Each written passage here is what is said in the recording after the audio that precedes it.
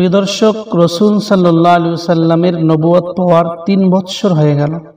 এদিকে রসুল সাল্লাল্লাহু আলাইহি ওয়াসাল্লাম প্রকাশ্যে কাফিরদেরকে আল্লাহর দ্বীনের দিকে আহ্বান জানাতে শুরু করলেন। কাফিররা দলে দলে ইসলামের মধ্যে আসতে শুরু করলো এবং মুসলমানের সংখ্যা অনেকটা বেড়ে গিয়েছিল।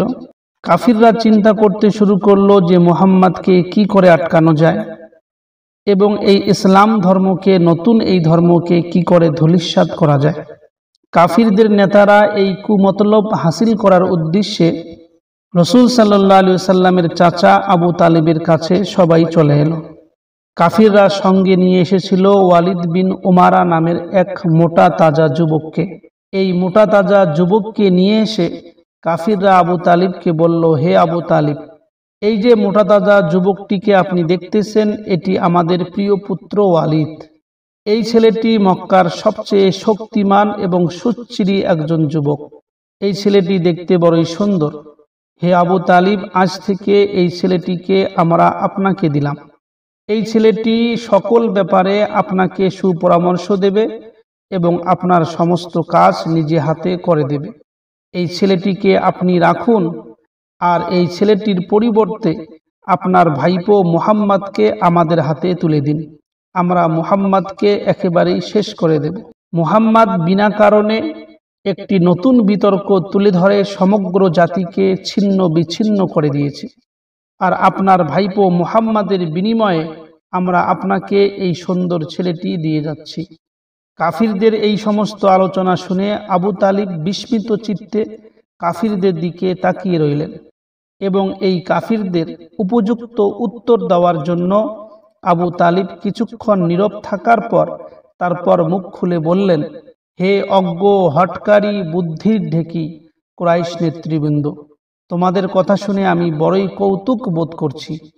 তোমরা কি করে ভাবলে যে তোমাদের এই অপদার্থ পুত্রকে আমি খাইয়ে পরিয়ে মোটা তাজা করি আর আমার হৃদয়ের ধন কলিজার টুকরো মুহাম্মাদকে তোমাদের দেই, আর তোমরা তার সঙ্গে যাহা ইচ্ছা তাহা অন্যায় অত্যাচার করো, মুহাম্মাদকে তোমরা টুকরো টুকরো করে দাও।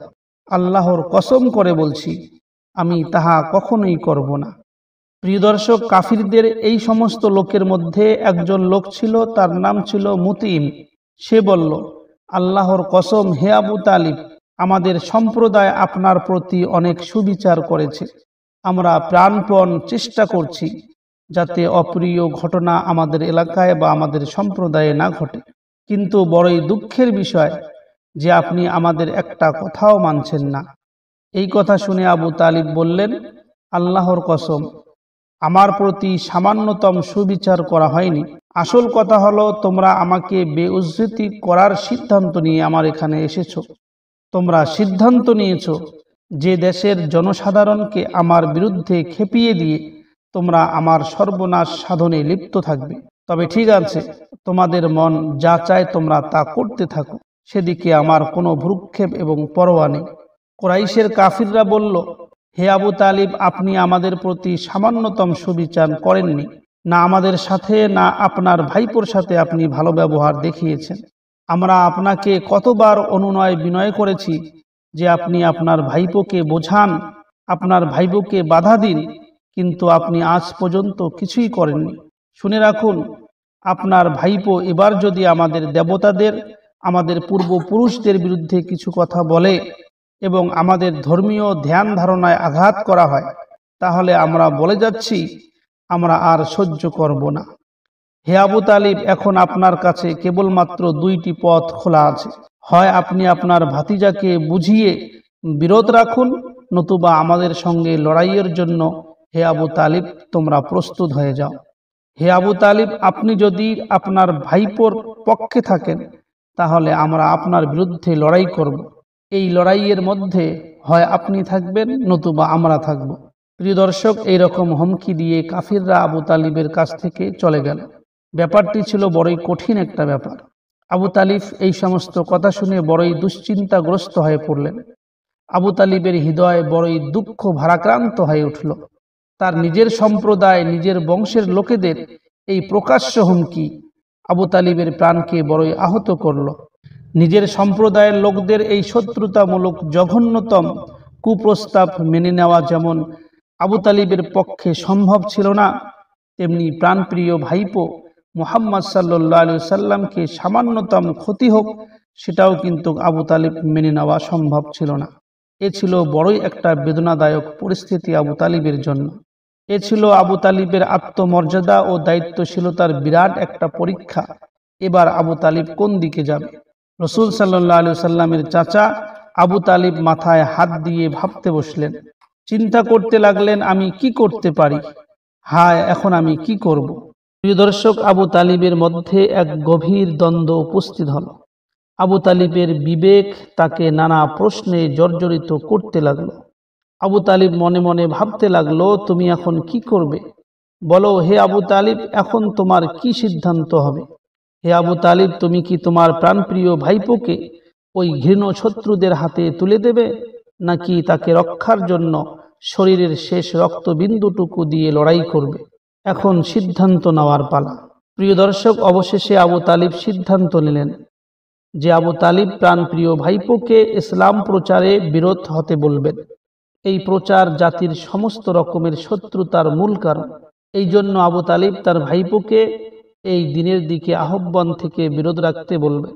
কেননা রসুলের এই প্রচার কুরাইশবাসীদের ঐক্যবদ্ধতাকে ছিন্ন ভিন্ন করে দিয়েছে। রসুলের এই প্রচার কুরাইশবাসীদের আত্মমর্যাদা ও অহংকার বোধকে আহত করেছিল। এরপরে আমাদের প্রিয় নবী সাল্লাল্লাহু আলাইহি সাল্লাম তার চাচা আবু তালিবের কাছে গেলেন। চাচা আবু তালিব রসুল সাল্লাল্লাহু আলাইহি সাল্লামকে সমস্ত বৃত্তান্ত শোনালেন যে কুরাইশরা আমার কাছে এসেছে এবং আমাকে হুমকি দিয়ে চলে গেছে। তারপর আবু তালিব বললেন, হে আমার প্রাণ প্রিয় পুত্র, আল্লাহর জন্য তুমি আমার ও তোমার জীবনের প্রতি মনোযোগী হও। তুমি আমার উপরে এতটা ভার চেপে দিও না যা আমি বইতে পারবো না। এটা ছিল মুহাম্মাদের পরবর্তী সিদ্ধান্ত সম্পর্কে এক বিরাট জিজ্ঞাসার চিহ্ন, যে রসুল কি সিদ্ধান্ত নেবেন। এখন শুধু জবাবের অপেক্ষা। আবু তালিব জবাব শোনার জন্য অপেক্ষায় রয়েছে। বিশ্ব মানবতার কল্যাণে নিবেদিত ও আল্লাহর প্রেরিত নবী মুহাম্মদ সাল্লাল্লাহু আলাইহি সাল্লাম নিজের প্রাণ বাঁচানোর জন্য আল্লাহর আহ্বান জনগণকে শুনিয়ে তাদের সত্য সুন্দরের পথে আহ্বানের তাগিদ কি পরিত্যাগ করবেন? রাসূল সাল্লাল্লাহু আলাইহি সাল্লাম কি আল্লাহর আহ্বান থেকে মুখ ফিরিয়ে চাচার মুখাপেক্ষী হয়ে সিদ্ধান্ত নেবেন? এখন কি ঈমানের জগৎপ্লাবী আলো থেকে এই দুনিয়া বঞ্চিত হবে আর কুফরির অন্ধকারে ডুবে যাবে এই পৃথিবী? আবু তালিব বললেন, মুহাম্মদ, আমার কথা তো শুনলে, বলো তোমার কি সিদ্ধান্ত? মুহাম্মদ সাল্লাল্লাহু আলাইহি সাল্লাম সেই সিদ্ধান্তই নিলেন যে সিদ্ধান্ত স্বয়ং খোদা তাআলা করে রেখেছেন। মুহাম্মদ সাল্লাল্লাহু আলাইহি সাল্লাম সেই সিদ্ধান্ত নিলেন যা স্বয়ং খোদা তাআলার পছন্দ। রাসূল সাল্লাল্লাহু আলাইহি সাল্লাম দৃঢ় কঠিন পথ ভরে ইস্পাত কঠিন সংকল্প নিয়ে রসুলের প্রাণের কথাটি বললেন, হে আমার চাচাজি, আল্লাহর কসম করে বলছি, আমার এক হাতে যদি দেওয়া হয় আকাশের সূর্য আর অন্য হাতে যদি দেওয়া হয় আকাশের চাঁদ, তা সত্ত্বেও আল্লাহর প্রদত্ত সত্য ধর্ম প্রচার থেকে আমি কখনো বিরত হব না। এর জন্য জীবনের শেষ রক্তবিন্দুটুকু দিয়ে লড়তে হলে লড়াই করব, কিন্তু পিছপা হব না। প্রিয় দর্শক, এর চেয়ে দৃঢ়তা ও এর চেয়ে বড় আত্মবিশ্বাস আর এর চেয়ে বড় দৃঢ় কঠিন সংকল্প আর কি হইতে পারে? কত বড় একটা কঠিন পরিস্থিতি ছিল, সেই পরিস্থিতির মধ্যে রাসূল সাল্লাল্লাহু আলাইহি সাল্লাম সিদ্ধান্ত নিয়েছেন। মুহাম্মদ সাল্লাল্লাহু আলাইহি সাল্লাম সেই সিদ্ধান্তই শুনিয়ে দিলেন যা একান্তভাবে সর্বশক্তিমান আল্লাহর ইচ্ছা ও জগতের সত্যপন্থী মানুষদের চিরকালের আকাঙ্ক্ষা। চাচা আবু তালিব ভাইপো মুহাম্মাদের প্রবল আত্মবিশ্বাস ও দৃঢ় কঠিন সংকল্প দেখে বিস্ময় মুগ্ধ দৃষ্টিতে রসুলের পানে নীরবে তাকিয়ে রইলেন। চাচা আবু তালিব চিন্তার সাগরে ডুবে গেলেন। এটা বড়ই কঠিন সংকল্প, এটা বড় কঠিন কাজ। কোন শক্তি আর কোন প্রেরণার বলে মুহাম্মদ সাল্লাল্লাহু আলাইহি সাল্লাম এমন দৃঢ় আত্মবিশ্বাসী একটা সংকল্প করেছে? এই পথে কত বাধা অতিক্রম করতে হবে, কিন্তু রসুল সাল্লাল্লাহু আলাইহি সাল্লাম সেই বাধার প্রতি কোনো ভ্রুক্ষেপ নেই। সংকল্প সাধনে রসুলের মনে কোনো ভয় নেই।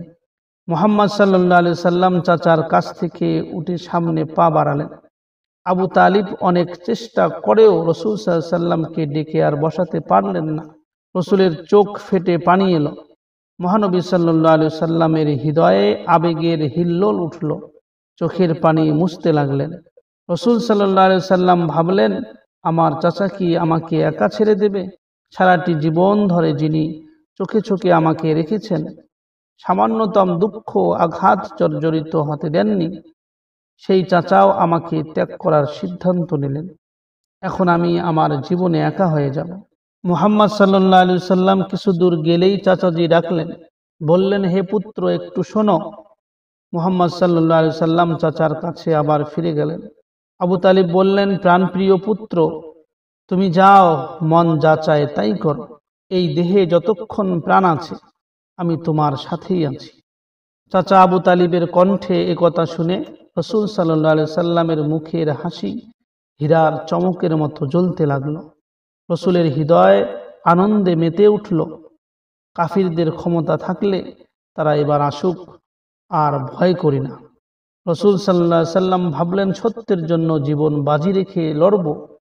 জীবনের শেষ রক্তবিন্দুটুকুও সত্যের জন্য লড়াই করে শেষ করব। ইসলামের আলো পৌঁছে দেব মানুষের ঘরে ঘরে। এটা ছিল রসুল সাল্লাল্লাহু আলাইহি সাল্লামের সংকল্প।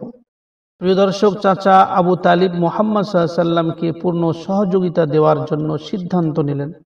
তিনি অতি দ্রুত সবাইকে একত্রিত করে জবাবে উদ্দেশ্যে, হে আমার ভাইসব, সবাই মুহাম্মাদের পিছনে লেগেছে। সমস্ত লোক মুহাম্মাদের সর্বনাশ করতে চায়, কিন্তু তাদের এই আশা আমরা কখনোই পূরণ হতে দেব না। এসো আমরা সবাই মিলে মুহাম্মাদকে সহযোগিতা করি। একমাত্র আবু লাহাব ছাড়া আবু তালিবের সব ভাই মিলে আবু তালিবের পক্ষে মত দিয়ে তার শক্তি বাড়িয়ে দিলেন। আর হতভাগ্য আবু লাহাব বলল, আমি কখনোই মুহাম্মাদকে সহযোগিতা করব না, আমি কুরাইশদের সঙ্গে আছি। প্রিয় দর্শক, এই ঘটনা হয়ে যাওয়ার পর কুরাইশের কাফিরগণ এবার জোরে সোরে মুহাম্মদ সাল্লাল্লাহু আলাইহি সাল্লামের পিছনে নেমে পড়ল, আর যত রকমের কুমতলব সম্ভব তা তার বিরুদ্ধে খাড়া করে দিয়ে রাসূল সাল্লাল্লাহু আলাইহি সাল্লামকে হেনস্থা করতে লাগল। তার উপরে কুরাইশের কাফিররা এমন জুলুম শুরু করে দিল যে তা থেকে রক্ষা পাওয়ার জন্য আল্লাহর জমিন কেঁপে উঠল। আকাশ আল্লাহর পানা চাইল, কিন্তু তবুও কুরাইশের কাফিরদের হৃদয়ে কোনো ভয়ের সঞ্চার হলো না। এই জুলুম শুধু রসুলের উপরে নয়, বরং রসুল সাল্লাল্লাহু আলাইহি সাল্লামের সাথী সঙ্গীদের উপরেও হইতে লাগলো। কিন্তু মানব কল্যাণকামী মুহাম্মদ সাল্লাল্লাহু আলাইহি সাল্লাম মানব জাতির চির অভিভাবক মুখ বুঝে সব অত্যাচার নীরবে সয়ে যেতে লাগলেন। আর এইভাবেই চলতে লাগলো রসুল সাল্লাল্লাহু আলাইহি সাল্লামের যাত্রা। প্রিয় দর্শক, মহানবীর বিরোধিতায় কাফিররা সর্বশক্তি নিয়োগ করে দিল। কাফিরদের দুর্ব্যবহারে মহানবী অতিষ্ঠ হয়ে উঠলেন। কাফিরদের নিষ্ঠুরতা সীমা ছাড়িয়ে গেল। রসুলকে দেখলেই কাফিররা অকথ্য ভাষায় গালিগালাজ করতে লাগলো। রসুলের উপরে পাথর নিক্ষেপ করতে লাগলো। কাফিরদের আচার আচরণে পশুরাও লজ্জামুখ ফেরাতে লাগলো। এমন হীন ও নীচ কর্ম নেই যে কাফিররা রসুলের সঙ্গে বাকি রাখলো না। ভদ্রতা ও মানুষত্ব কাফিরদের আচরণ চোখে চোখ বন্ধ করল, আর কাফিরদের কুবাক্য শুনে কানে আঙ্গুল দিল। প্রিয় দর্শক, রুকাইয়া ও উম্মে কুলসুম নামে মহানবী সাল্লাল্লাহু আলাইহি সাল্লামের দুইজন কন্যা সন্তান ছিলেন। তাদের বিয়ে হয়েছিল উতবা ও উতাইবার সাথে। এই উতবা ও উতাইবা দুজনেই ছিল আবু লাহাবের পুত্র। এরা দুজনেই আবু লাহাবের মতো কঠোর ইসলাম বিরোধী ছিল। দীর্ঘকাল ধরে তারা নবীজির এই দুই কন্যার প্রতি চরম দুর্ব্যবহার করে যেতে লাগল। ওই দুই কন্যাকে নোংরা কথাবার্তা শুনতে শুনতে ওই দুই কন্যার হৃদয় মন তিতি বিরক্ত হয়ে উঠতে লাগলো। পাপাতমা আবু লাহাব এতেও শান্তি পেল না। অবশেষে দুই পুত্রকে সে পৃথক করে দিয়ে দিল। আবু লাহাব প্রিয় নবী মুহাম্মদ সাল্লাল্লাহু আলাইহি সাল্লামের বাড়ির কাছেই বসবাস করত। আবু লাহাব রসুল সাল্লাল্লাহু আলাইহি সাল্লামের দরজার সামনেই খড়কুটো ও নোংরা আবর্জনা ফেলত। আবু লাহাবের স্ত্রী, তার নাম ছিল উম্মে জামিল। সে নোংরামিতে কিছুমাত্র কম ছিল না। সেই উম্মে জামিল রসুল সাল্লাল্লাহু আলাইহি সাল্লামের চলার পথের মধ্যে কাঠা বিছিয়ে রাখত। রসুলের প্রতি কাফিরদের এটা ছিল চরম দুর্ব্যবহার। এত কিছু হওয়া সত্ত্বেও রসুল সাল্লাল্লাহু আলাইহি সাল্লাম কখনোই কারো সাথে অভদ্র আচরণ করেননি। খারাপ ব্যবহারের জবাব সদা সর্বদাই রসুল সাল্লাল্লাহু আলাইহি সাল্লাম ভদ্রতা ও সদাচরণের দ্বারাই দিয়েছেন। মানুষত্ব ও মানবতাই হতো রসুলের সার্বিক আচরণের মাপকাঠি। রসুল সাল্লাল্লাহু আলাইহি সাল্লাম সর্বদাই ধৈর্যের মাধ্যমে কাজ করতেন। দুঃখ ও আঘাত সীমাতিক্রম করলে রসুল সাল্লাল্লাহু আলাইহি সাল্লাম শুধু এতটুকুই বলতেন, হে মুত্তালিবের বংশধরেরা, প্রতিবেশীর সাথে তোমরা একই আচরণ করছো। শুধু এতটুকু বলতেন রসুল সাল্লাল্লাহু আলাইহি সাল্লাম কুআচরণের ব্যবহারে। প্রিয় দর্শক, কুরাইশরা এখানেই ক্ষান্ত হলেন না, বরং রসুল সাল্লাল্লাহু আলাইহি সাল্লামকে হত্যা করার সিদ্ধান্ত নিয়ে নিলেন। যখন কুরাইশরা রসুলকে হত্যা করার সিদ্ধান্ত নিলেন, কিন্তু তারা চিন্তা করতে লাগলেন এবং দেখলেন যে বনি হাশিম ও বনি আব্দুল মুত্তালিব তো রসুলের সাথেই রয়েছে। শুধু তাই নয়, বনু হাশিম এবং বনু আব্দুল মুত্তালিব রসুলের জন্য তারা শেষ রক্তবিন্দুটুকু দিয়ে হয়ে আমার সঙ্গে লড়াই করবে। এর ফলে তারা পিছিয়ে গেল। কাফিররা সাহস ও উৎসাহ হারিয়ে ফেলল যে মুহাম্মদকে হত্যা করলে মুহাম্মাদের বংশধরেরা আমাদের উপরে চেপে বসবে। আপাত দৃষ্টিতে মুহাম্মদকে হত্যার চিন্তা ত্যাগ করলেও কাফিররা রসুলের বিরুদ্ধে নিত্য নতুন মতলব আটকাতে লাগলো। কাফিররা রসুলকে পথে ঘাটে একা পেলেই হাসি ঠাট্টা ও বিরক্ত করতে লাগলে। কাফিররা বলতে লাগলো, কি মুহাম্মদ, আকাশ থেকে আর কিছু আসেনি? অথবা কাফিররা বলতো, আল্লাহর রসুল, আল্লাহ তাআলা রসুল বানানোর মতো আর কাউকে পেলেন না, তোমাকেই রসুল বানালো। তোমার চেয়েও অনেক বুদ্ধিমান ও মালদার লোক আমাদের এলাকার মধ্যেই রয়েছে। সেই সাথে কাফিররা রসুলকে দেখলে হাততালি দিত, রসুলকে দেখলে শীষ দিত, যাতে করে মুহাম্মদ কোনো কথা না বলতে পারেন। দরিদ্র দুর্বল মুসলমানদের দেখলেই কাফিররা জোরে হাসি ঠাট্টা করত আর বলতো, এরা এই দুনিয়ার বাদশাহ, খুব সত্তরই এরা রোম ও ইরান জয় করবে। এটা ছিল কাফিরদের হাসি এবং হাসি ঠাট্টা। সব থেকে বড় শত্রু ছিল আবু জেহেল। আবু জেহেল ছিল দুশমন কুল শিরোমণি। সততা ও ভদ্রতার লেশ মাত্র ছিল না আবু জেহেলের কাছে। রসুলের বিরোধিতার জন্য হেন কুকর্ম নেই যা এই আবু জেহেল করে নাই। রসুলকে যেখানেই পেত সেখানেই যন্ত্রণা দিত এই আবু জেহেল। অন্য লোকদেরও রসুলের বিরুদ্ধে আবু জেহেল উস্কাতে থাকতো সর্বসময়। রসুল সাল্লাল্লাহু আলাইহি সাল্লাম যখন নামাজ পড়তেন, তখন আবু জেহেল তার সাথীদের নিয়ে রসুলকে ঠাট্টা বিদ্রূপ করত, হই হট্টগোল ও হাসি ঠাট্টা করত।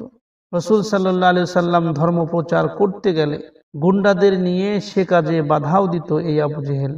মুসলমানদেরকে দেখে সে হাসি ঠাট্টা করত এবং মুসলমানদেরকে দেখে আবু জেহেল বলতো, মুহাম্মাদের কথাও শোনো, আবার আরামসে বাঁশিও বাজাও। শুধু তাই নয়, আবু জেহেল তার নিজের সাথীদের বলল, হে আমার সাথীরা, ভালো করে শুনে রেখো, আল্লাহর কসম করে বলছি, আগামীকাল বিরাট একটা পাথর নিয়ে আমি বসে থাকব, এমন ভারী পাথর যে মুহাম্মদ সিজদায় গেলে তার মাথায় আঘাত করলে তার মাথা চূর্ণ যেন হয়ে যায়। হে আমার সাথীরা, যদি তোমরা চাও আমার সঙ্গে থাকবে, আর যদি তোমরা চাও তোমরা আমার সঙ্গে নাও থাকতে পারো। প্রথমে এইভাবে মুহাম্মদকে মারার পরে তারপরে যদি তার বংশধরের সঙ্গে লড়াই করতে হয় তখন দেখা যাবে। আবু জেহেলের সাথীরা আবু জেহেলকে উৎসাহিত করল। সাহস দিতে গিয়ে তারা বলল, তওবা তওবা, আমরা কি কখনো তোমাকে ত্যাগ করতে পারি? আমাদের ব্যাপারে তুমি নিশ্চিন্ত থেকো, মনে যা ইচ্ছা হয় তাই করো, আমরা তোমার সাথেই আছি। এইভাবে কথাবার্তা বলার পর সকাল যখন হয়ে গেল, তখন আবু জেহেল একটি ভারী পাথর নিয়ে কাবা শরীফের নিকটে গিয়ে অপেক্ষা করতে লাগলো। কাছাকাছি জায়গায় আবু জেহেলের সাথীরাও বসে রইল এবং দেখতে থাকলো কি হয়। প্রত্যেক দিনের মতোই মহানবী সাল্লাল্লাহু আলাইহি সাল্লাম কাবা শরীফে এলেন এবং রুকনে ইয়ামানি ও হাজরে আসওয়াদের মধ্যবর্তী স্থানে দাঁড়িয়ে নামাজে মশগুল হয়ে গেলেন। তারপর মহানবী সাল্লাল্লাহু আলাইহি সাল্লাম সিজদায় যাওয়ার সাথে সাথেই আবু জেহেল পাথর উঠিয়ে রসুলের দিকে ধাবিত হলেন। আর আবু জেহেলের সাথীরা সেখানে বসে মনোযোগ সহকারে দেখতে লাগলো যে সামনে কি ঘটবে। কি অদ্ভুত একটা দৃশ্য! আল্লাহর এক দুশমন সেই মাথা চূর্ণ করতে যাচ্ছে, যার মাথা তার প্রভুরই পদতলে পড়ে রয়েছে, আর আবু জেহেল তার মাথা চূর্ণ করতে যাচ্ছে যার মাথা রক্ষার দায় দায়িত্ব স্বয়ং আল্লাহ তাআলা নিয়ে রেখেছেন। প্রিয় দর্শক, আবু জেহেলের সাথীরা ভীত সন্ত্রস্ত চিত্তে আবু জেহেলের এই কর্মকাণ্ড রুদ্ধশ্বাস নেত্রে দেখতে লাগলো। হঠাৎ তারা দেখতে পেল আবু জেহেল ফিরে আসছে, আর চেহারা ফ্যাকাশে হয়ে গেছে। আবু জেহেলের ভয়ে চোখ উল্টে যাওয়ার মতো হয়েছে, হাতের পাথর পূর্বের মতো হাতেই রয়ে গেল। আবু জেহেলের সাথীরা ভীত সন্ত্রস্ত চিত্তে এগিয়ে গিয়ে জিজ্ঞাসা করলো, হে আবু জেহেল, তোমার কি হয়েছে? আবু জেহেল হাঁফাতে হাঁফাতে বলল, আরে তোমরা কিছু দেখোনি? সামনে একটি অগ্নিকুণ্ড, আর একটুখানি এগোলেই জলে পুড়ে আমি ছাই হয়ে যেতাম। এই কথা শুনে আবু জেহেলের সাথীরা বিস্ময়ে হতবাক হয়ে মুখ চওড়া চৌড়ি করতে লাগলো। তারা মনে করলো এসব আবু জেহেলের কারসাজি, আসলে এসব তার লোক দেখানো ব্যাপার। আদৌ সে তাকে মারতে যেতে চায়নি। এসব দেখে তার এক সাথীর মনে জেদ চেপে বসল। সঙ্গে সঙ্গে সে পাথর উঠিয়ে মহানবী সাল্লাল্লাহু আলাইহি সাল্লামের দিকে ধাবিত হলো। কিছু দূর গিয়েই সে থেমে গেল এবং আবু জেহেলের মতোই সে ফিরে এলো। আবার সাথীরা দেখল আর চেহারাও ফ্যাকাশে হয়ে গিয়েছে এবং তার ভয়ে চোখ উল্টে যাওয়ার মতন অবস্থা হয়ে গেছে। আল্লাহ তাআলা রাসূল সাল্লাল্লাহু আলাইহি সাল্লামকে সাহায্য করলেন। শত্রুদের চক্রান্ত ব্যর্থ হয়ে গেল, শয়তানদের মনের কথা মনেই রয়ে গেল। প্রিয় দর্শক, এটা কোনো নতুন ঘটনা নয়। কুরাইশরা অনবরত নতুন নতুন চক্রান্তের জাল বুনে যেতে লাগলো রাসূল সাল্লাল্লাহু আলাইহি সাল্লামের বিরুদ্ধে, কিন্তু কুরাইশদের আকাঙ্ক্ষা অপূর্ণ রয়ে গেল। কুরাইশরা অনবরত সর্বনাশা চিন্তা করতে লাগলো, কিন্তু কোনো চক্রান্তই বাস্তবে রূপ নিতে পারল না। কুরাইশরা রাসূলের বিরুদ্ধে কিছুই করতে না পেরে অবশেষে হতদরিদ্র ও দুর্বল মুসলমানদের উপর প্রতিশোধ নিতে লাগলো। এই অপকর্মে কুরাইশদের সাথে সাথে আরো কয়েকটি গোত্র যোগ দিল। এই গোত্রগুলি এবার দলবদ্ধভাবে অত্যাচারে নেমে পড়ল। এই গোত্রগুলো একটি চুক্তিও করেছিল। সেই চুক্তি অনুসারে তারা সিদ্ধান্ত নিল যে যে কোনো জায়গায় যে কোনো গোত্রে যেভাবেই পারবে মুসলমানদের তারা ক্ষয়ক্ষতি করতে থাকবে। এই চুক্তি ছিল মুসলমানদের জন্য খুবই যন্ত্রণাদায়ক ও বেদনাদায়ক। কাফিরদের কবল থেকে মুক্তি পাওয়া মুসলমানদের জন্য একটা অসাধ্য ব্যাপার হয়ে গেল। প্রত্যেকটি গোত্র তাদের সুবিধা মতো মুসলমানদের উপরে জুলুম অত্যাচার করতে লাগলো। তারা ইচ্ছা মতো তাদের মারধর করতে লাগলো। কারো দাস অথবা দাসী মুসলমান হয়ে গেলে তার তো কথাই বলা যায় না। তাদের উপরে অত্যাচারের সীমা ছাড়িয়ে যেত, আর তাদের দাস দাসীদের ইসলাম ত্যাগ না করা পর্যন্ত কাফিররা সীমাহীন জুলুম অত্যাচার চালিয়ে যেতে লাগলো। প্রিয় দর্শক, এইভাবে দিনের পর দিন অত্যাচার বাড়তেই লাগলো। কাফিররা এতই নিষ্ঠুর ছিল যে তাদের পাষাণ হৃদয় কখনোই অধিকতর যুক্ত সঙ্গত, যে তাদের পাষাণ হৃদয়ে কখনোই শান্তি পেত না। কাফিরদের অত্যাচারে ধরণী কেঁপে উঠল, আকাশ ভেঙে পড়তে চাইল। এই অত্যাচারীরা অসহায় মুসলমানদের বন্দী করতে লাগলো, অসহায় মুসলমানদের প্রচণ্ড মারধর করতে লাগলো, খুদ পিপাসায় কষ্ট দিতে লাগলো। মক্কার তপ্ত মরুভূমিতে শুইয়ে মুসলমানদের উপর চরম অত্যাচার চালিয়ে দিল। গরম লৌহ শলাকা দিয়ে মুসলমানদের গায়ে দাগ দিল। পানিতে মুসলমানদেরকে ডুবিয়ে ডুবিয়ে নির্যাতন করতে লাগলো। প্রিয় দর্শক, মুসলমানদের মধ্যে একেবারে দুর্বল ঈমান যে সমস্ত লোকের, তারা এই অত্যাচার সইতে না পেরে কেবলমাত্র প্রাণের তাগিদেই পুনরায় ফিরে গেল পূর্বের কাফিরদের দলের মধ্যে। আর মুসলমানদের কিছু লোক প্রাণ বাঁচানোর তাগিদে মুখে পত্র লিখতা স্বীকার করে নিল, কিন্তু অন্তরে তারা মুসলমান রয়ে গেল। আর এক শ্রেণীর মুসলমান যারা কাফিরদের অত্যাচারে অতিষ্ঠ হয়ে প্রাণ দিতে রাজি ছিলেন কিন্তু ঈমান দিতে রাজি ছিলেন না, এই সাহসী মুসলমানরা নিজেদের জীবনের বিনিময়েও জালিমের বিরুদ্ধে মোকাবিলা করতে চাইলেন। যে সমস্ত মুসলমান নিজের জীবন দিতে রাজি হইল তবু ইসলাম ছাড়তে রাজি হইল না, এই বীর মুসলমান নওজওয়ানদের ও যুবকদের মধ্যে ছিলেন ইয়াসির নামে একজন সাহাবী এবং তার সহধর্মিণী সুমাইয়া, এবং তাদের কলিজার টুকরো একজন পুত্র সন্তান ছিল, তার নাম ছিল আম্মার। এরা ছিল বড়ই বীর এবং নিজের জীবন যায় যাবে কিন্তু ইসলাম এরা ছাড়বে না। এই তিনজন ব্যক্তি মক্কার মধ্যে ছিল অত্যন্ত গরিব। একেবারে প্রথম দিকে এই তিনজন ব্যক্তি ইসলাম গ্রহণ করেছিলেন। একজনের নাম ইয়াসির এবং তার স্ত্রী সুমাইয়া এবং তার সন্তান হলো আম্মার। শত্রুরা তাদের উপর চরম অত্যাচার করতে লাগলো। শত্রুরা তাদের কাপড় খুলে দিত। প্রচণ্ড রোদের মধ্যে মক্কার তপ্ত মরুভূমিতে এই তিনজন মুসলমানকে শুইয়ে দিয়ে অত্যাচার করত। কখনো কখনো গায়ে আগুন দিয়ে পুড়িয়ে দিত, কখনো বা পানিতে ডুবিয়ে কষ্ট দিত। এমন দুঃখ অবস্থার মধ্য দিয়ে মহানবী সাল্লাল্লাহু আলাইহি সাল্লাম যখন তাদের কাছ দিয়ে অতিক্রম করতেন এবং কোথাও যেতেন, তখন রাসূল সাল্লাল্লাহু আলাইহি সাল্লাম তাদেরকে সান্ত্বনা দিতেন এবং বড়ই দরদের সঙ্গে বলতেন, ধৈর্য ধরো, ধৈর্য ধরো, তোমাদের ঠিকানা হবে জান্নাত। প্রিয় দর্শক, এই অত্যাচারে অতিষ্ঠ ইয়াসির ছটফট করতে করতে মারা গেলেন। হযরতে সুমাইয়া আবু জেহেলের হাতে শহীদ হলেন। আবু জেহেল সদা সর্বদাই সুমাইয়ার উপরে অত্যাচার করত। অত্যাচারে অতিষ্ঠ সুমাইয়া সুযোগ বুঝে আবু জেহেলকে একটি আঘাত দিয়েছিল। সেই আঘাতের ক্রোধে আবু জেহেল এই সুমাইয়াকে বল্লমের আঘাতে খুন করে ফেলল। সুমাইয়া রাদিয়াল্লাহু আনহা শহীদ হয়ে গেলেন। ইসলামের ইতিহাসে সর্বপ্রথম শহীদ হওয়ার মর্যাদা লাভ করলেন এই সম্মানিতা মহিলা হযরতে সুমাইয়া রাদিয়াল্লাহু আনহা। প্রিয় দর্শক, মক্কার এই দুষ্টু লোকেরা হযরতে আম্মার রাদিয়াল্লাহু আনহুর উপর অত্যাচারের চূড়ান্ত করল। কাফিররা আম্মারকে লোহার বেড়ি পরিয়ে প্রচণ্ড রোদে মক্কার তপ্ত মরুভূমিতে ছেড়ে দিত। কখনো বা তপ্ত বালুতে শুইয়ে তাকে এমনভাবে মারত যে তিনি বেহুশ হয়ে যেতেন। কিন্তু এই মারপিট ও রোদের গরম আম্মারের হৃদয়ের ঈমানের চেয়ে বেশি তপ্ত বলে কখনোই প্রভাবিত হতে পারেননি। ইসলামের এই বীর পুরুষদের মধ্যে হযরতে খাব্বাব রাদিয়াল্লাহু আনহুও ছিলেন। খাব্বাব রাদিয়াল্লাহু আনহু ইনি ছিলেন উম্মে আনমারের দাস। এই পাপিষ্ঠ লোহার শিক গরম করে খাব্বাব রাদিয়াল্লাহু আনহুর মাথায় ছেঁকা দিত। কতই না কষ্টকর একটা অবস্থা হইত। একদিনের ঘটনা, এই আনমার খাব্বাব রাদিয়াল্লাহু আনহুর সঙ্গে এমন ব্যবহার করল যে জ্বলন্ত আঙ্গার বিছিয়ে দিয়ে তার উপরে আম্মারকে শুইয়ে দিল এবং সেই অবস্থাতেই সে আঙ্গার ঠান্ডা হয়ে গেল। হযরতে খাব্বাব রাদিয়াল্লাহু আনহু এই অত্যাচারের কথা জানিয়ে মহানবী সাল্লাল্লাহু আলাইহি সাল্লামের কাছে ফরিয়াদ করলেন। তিনি স্বয়ং আল্লাহর দরবারে হাত তুলে দোয়া করলেন, হে আল্লাহ, তুমি খাব্বাবকে সাহায্য করো। রাসূল সাল্লাল্লাহু আলাইহি সাল্লামের এই দোয়াটি আল্লাহর দরবারে কবুল হয়ে গেল। উম্মে আনমারের মাথায় একটি রোগ হলো। চিকিৎসকরা চিকিৎসা করতে গিয়ে বললেন, তার মাথায় গরম লোহার শলাকা দিয়ে দাগাতে হবে।